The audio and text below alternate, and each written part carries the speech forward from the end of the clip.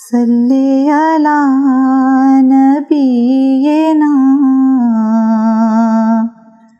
صلی علی محمد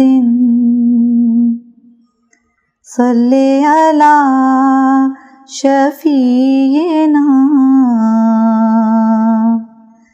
صلی علی محمد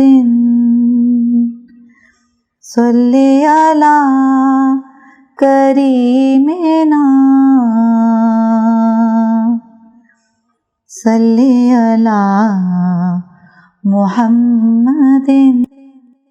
محمد رسول اللہ جلد دوم دیباچہ۔ لفظ معجزہ کا ماخذ عجز ہے۔ مفہوم یہ ہے کہ کوئی کام کرنے سے عاجز ہونا۔ نبوت کی صداقت کے لیے خرق عادت کا ظاہر ہونا معجزہ ہے۔ خرق عادات انبیاء کرام کے علاوہ نوع انسانی کے دیگر افراد سے بھی صادر ہوئی ہیں۔ انبیاء اور روحانی طاقت رکھنے والے انسانوں کے کتنے ہی واقعات اس کے شاہد ہیں۔ پاک طینت حضرات سے خرق عادات کا اظہار رشد و ہدایت اور تنبیہ کے لیے ہوتا ہے۔ روحانی سائنس کی پہلی کتاب لوح و قلم میں ابدال حق حضور قلندر بابا اولیاء رحمۃ اللہ علیہ لکھتے ہیں، تصرف کی 3 قسمیں ہیں: معجزہ، کرامت، استدراج۔ استدراج وہ علم ہے جو اعراف کی بری روحیں یا شیطان پرست جنات کے زیر سایہ کسی آدمی میں خاص وجوہ کی بنا پر پرورش پا جاتا ہے۔ صاحب استدراج کو اللہ کی معرفت حاصل نہیں ہو سکتی۔ علم استدراج اور علم نبوت میں یہی فرق ہے کہ استدراج کا علم غیب بینی تک محدود رہتا ہے اور علم نبوت انسان کو غیب بینی کی حدوں سے گزار کر اللہ کی معرفت تک پہنچا دیتا ہے۔ علم نبوت کے زیر اثر کوئی خارق عادت نبی سے صادر ہوتی ہے تو اس کو معجزہ کہتے ہیں۔ ختم نبوت اور رسالت کے بعد یہ وراثت اولیاء اللہ کو منتقل ہوئی اور اولیاء اللہ سے صادر ہونے والی خارق عادت کرامت کہلائی، لیکن یہ بھی علم نبوت کے زیر اثر ہوتی ہے۔ معجزہ اور کرامت کا تصرف مستقل ہوتا ہے۔ مستقل سے مراد یہ ہے کہ جب تک صاحب تصرف اس چیز کو خود نہ ہٹائے وہ نہیں ہٹے گی۔ استدراج کے زیر اثر جو کچھ ہوتا ہے وہ مستقل نہیں ہوتا اور اس کا اثر فضا کے تاثرات بدلنے سے خود بخود ضائع ہو جاتا ہے۔ استدراج کے زیر اثر جو کچھ ہوتا ہے اس کو جادو کہتے ہیں۔ قرآن حکیم نے انبیاء کرام کو عطا کردہ معجزات کو اللہ کی نشانیاں کہا ہے۔ پھر بچھا دیا ہم نے اس کو اور جہاز والوں کو، اور رکھا ہم نے جہاز کو نشانی جہان والوں کے لیے۔ سورہ العنکبوت۔ اللہ کی اونٹنی تمہارے واسطے نشانی ہے۔ سورہ الاعراف۔ سیدنا علیہ الصلوۃ والسلام نے جب نبوت کا اعلان فرمایا تو کفار نے مطالبہ کیا کہ آپ علیہ الصلوۃ والسلام کوئی معجزہ دکھائیں۔ قرآن نے مکہ کے منکرین کا مطالبہ ان الفاظ میں دہرایا ہے: وہ محمد صلی اللہ علیہ وسلم ہمارے پاس اپنے رب کی کوئی نشانی کیوں نہیں لائے ہیں۔ سورہ طٰہٰ۔ اس پر اس کے رب کی جانب سے نشانیاں کیوں نہیں اتاری جاتی۔ سورہ العنکبوت۔ تو انہیں چاہیے کہ ہمارے پاس کوئی نشانی لائیں جیسے پہلے انبیاء بھیجے گئے تھے۔ سورہ الانبیاء۔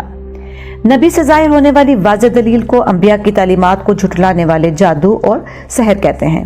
قرآن نے خارق عادت کے مطالبہ کے جواب میں فرمایا، اگر یہ کوئی نشانی دیکھتے ہیں تو اس سے منہ پھیر لیتے ہیں اور کہتے ہیں کہ یہ جادو تو ہمیشہ سے ہوتا چلا آیا ہے۔ سورہ القمر۔ کہہ دیجئے کہ بلا شبہ نشانیاں تو اللہ ہی کے پاس ہیں۔ سورہ العنکبوت۔ اور بچا دیا ہم نے موسیٰ کو اور جو لوگ تھے اس کے ساتھ سارے، پھر ڈبو دیا ان دوسروں کو۔ اس چیز میں ایک نشانی ہے اور نہیں وہ بہت لوگ ماننے والے۔ سورہ الشعراء۔ حضرت صالح علیہ السلام کی قوم پتھر سے زندہ سلامت اونٹنی نکلنے کا معجزہ دیکھ کر بھی راہ راست پر نہیں آئی تو قانون قدرت نے پکڑ لیا اور تحقیق جھٹلایا ہجر والوں نے رسولوں کو، اور دی ہم نے ان کو نشانیاں، سو رہے ان کو جھٹلاتے، اور تھے تراشتے پہاڑوں کے گھر خاطر جمع سے، پھر پکڑا ان کو چنگھاڑ نے صبح ہوتے، پھر کام نہ آیا ان کو جو کماتے تھے۔ سورہ الحجر۔ حضرت عیسیٰ علیہ السلام کے معجزات دیکھ کر صرف گنتی کے چند لوگ ایمان لائے۔ محمد رسول اللہ صلی اللہ علیہ وسلم کے معجزات دیکھ کر بھی کفار مکہ کے دلوں میں ایمان کی روشنی داخل نہیں ہوئی۔ جب آپ علیہ الصلوۃ والسلام کو ہجرت کر کے مدینہ منورہ میں ضیاء پاشی کا حکم ہوا تو کفار مکہ کے حصہ میں رسوائی اور بدبختی آئی۔ آپ علیہ الصلوۃ والسلام اور آپ پر ایمان لانے والے غالب اور فاتح بن کر دوبارہ مکہ میں داخل ہوئے۔ پاک باطن نفوس کے لیے سیدنا علیہ الصلوۃ والسلام کی ذات اقدس معجزہ ہے۔ انہیں ایمان سے سرفراز ہونے کے لیے کسی مافوق الفطرت واقعے کی تلاش نہیں ہوتی۔ حضرت خدیجہ الکبریٰ رضی اللہ تعالی عنہ، حضرت ابوبکر صدیق رضی اللہ تعالی عنہ، حضرت عمر فاروق رضی اللہ تعالی عنہ، حضرت عثمان غنی رضی اللہ تعالی عنہ، حضرت علی رضی اللہ تعالی عنہ اور دوسرے نامور صحابی معجزہ دیکھے بغیر ایمان لائے۔ ہر نبی کو اس دور کے ماحول، قوم کے مزاج، عقل و فہم اور افتاد طبع کی مناسبت سے معجزات سے نوازا گیا۔ حضرت موسیٰ علیہ السلام کا دور جادو ٹونے اور سحر و طلسم کے عروج کا زمانہ تھا۔ آپ کو ید بیضاء اور عصا کے معجزات عطا فرمائے گئے۔ فرعون کے دربار میں موجود ساحروں نے رسیاں اور لاٹھیاں پھینکی جو سام بن گئیں۔ حضرت موسیٰ علیہ السلام کو حکم ہوا ڈال اپنا عصا، پس وہ ان کے فریب کو نگل گیا۔ سورہ الاعراف۔ اور جب حضرت موسیٰ علیہ السلام نے اپنی قوم کو سیرابی کے لیے دعا کی تو حکم ہوا پتھر پر اپنا عصا مار، تب پتھر سے 12 چشمے پھوٹ نکلے۔ سورہ البقرہ۔ حضرت عیسیٰ علیہ السلام کے زمانے میں علم طب عروج پر تھا۔ اللہ تعالیٰ نے حضرت عیسیٰ علیہ السلام کو مادرزاد اندھوں اور کوڑیوں کو شفا دینے اور مردوں کو زندہ کر دینے کا معجزہ عطا فرمایا۔ اور جب تو بناتا مٹی سے جانور کی صورت میرے حکم سے، پھر دم مارتا اس میں تو ہو جاتا جانور میرے حکم سے، اور چنگا کرتا ماں کے پیٹ کا اندھا اور کوڑی کو میرے حکم سے، اور جب نکال کھڑا کرتا مردے میرے حکم سے۔ سورہ المائدہ۔ حضرت صالح علیہ السلام کے دور میں مجسمہ سازی اور سنگ تراشی کا فن بام عروج پر تھا۔ منکرین نے اپنی ذہنی سکت کے مطابق ناممکن چیز کو ظاہر کرنے کا مطالبہ کیا۔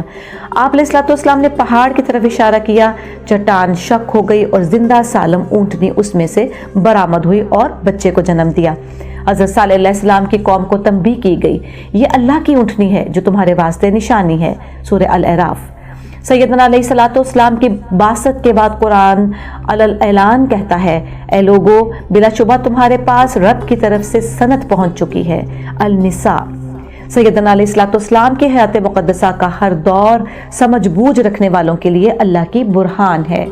بعثت کے حق و باطل کے مابین تفریق ظاہر ہو گئی۔ کعبہ کو مسمار کرنے کے ارادے سے آنے والے اپنے لاؤ لشکر سمیت کھائے ہوئے بھوس میں تبدیل ہو گئے۔ برسوں سے خشک سالی کا شکار عرب باران رحمت سے سرسبز ہو گیا۔ 1000 سال سے جلائی ہوئی مجوسیوں کی آگ بجھ گئی۔ زلزلہ کی شدت سے کسرا کے محل کے 14 کنگرے گر گئے۔ ہمدان اور کم کے درمیان 6 میل لمبا 6 میل چوڑا بحیرہ ساوا خشک ہو گیا۔ کوفہ اور شام کے درمیان وادی سماوا کی خشک ندی میں پانی جاری ہو گیا۔ معجزات اور خوار کے عادات کا احاطہ کرنا انسانی دسترس سے باہر ہے۔ تاریخ کے حوالے سے حیات طیبہ میں جن خار کے عادات کا ظہور ہوا، زیر نظر صفحات میں بصد احترام و ادب پیش کرنے کی سعادت حاصل کر رہا ہوں۔ ساتھ ساتھ محض اللہ کے کرم اور سیدنا علیہ الصلوۃ والسلام کی نسبت سے اس عاجز نے معجزات کی سائنسی توجیہ کے لیے قلم اٹھایا ہے۔